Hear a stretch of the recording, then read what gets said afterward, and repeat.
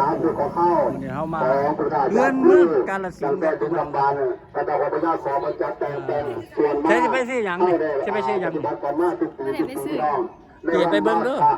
บูชาของข้าว เมืองเมืองกาฬสินธุ์ วันที่3 ถอดเกือบก่อนมานี่เพิ่นให้ถอดเกือบก่อนมา พี่น้องเนาะพระล้านของประชาชนคู่ของเขาในมือแล้วกับพี่น้องพากันท่องเที่ยวชมทะเลทุ่งของเขาแล้วก็เส้นตีนกาวรู้ลายภาพสวยงามเข้ากับเอาภาพสวยงามกลับขึ้นไปสู่